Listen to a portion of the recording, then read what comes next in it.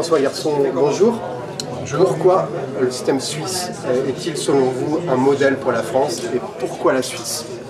En Suisse ça marche mieux que chez nous, est-ce notamment parce qu'il y a la démocratie directe?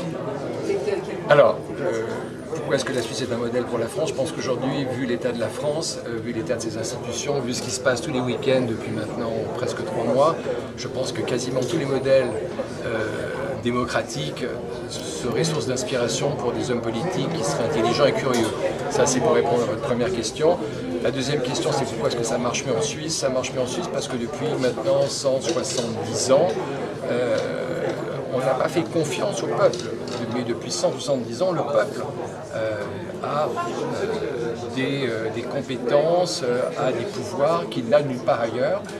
Des pouvoirs et compétences qui n'ont pas été concédés. Ce sont des pouvoirs qu'il n'a jamais cédés. Je pense que c'est quelque chose qui est très important. Et le système fonctionne sur le principe de la subsidiarité, c'est-à-dire que tout ce qui peut être réglé à la base par les citoyens est réglé à la base par les citoyens. Et ce qui ne peut pas l'être, pour des raisons techniques ou de technicité trop grande, à ce moment-là, est confié à l'instance supérieure qui a charge de résoudre le problème. Donc, à mon avis, la principale raison, c'est un mot qui n'existe pas dans le dictionnaire de la langue française, qui est le terme de subsidiarité.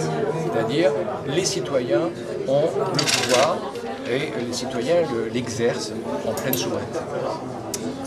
Est-ce que ça peut advenir justement, cette application vraiment du principe de subsidiarité en France? On sait que notre pays est comme assez tenu au niveau étatique, on est un pays jacobin.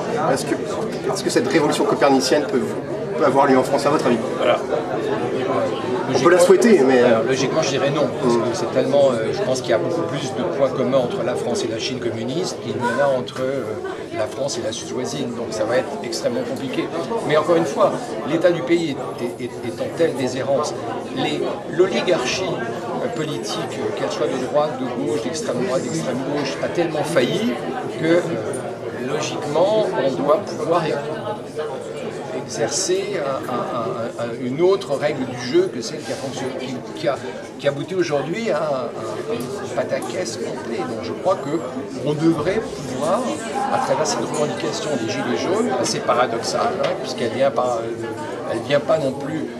pas de l'oligarchie scolaire, elle ne vient pas de l'oligarchie politique, elle vient de gens dont on nous dit qu'ils fument des clopes, qui roulent dans des diesels pourris et qui ne sont pas à bac plus 10.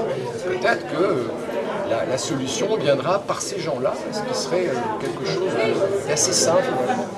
Merci François Garçon. C'est moi.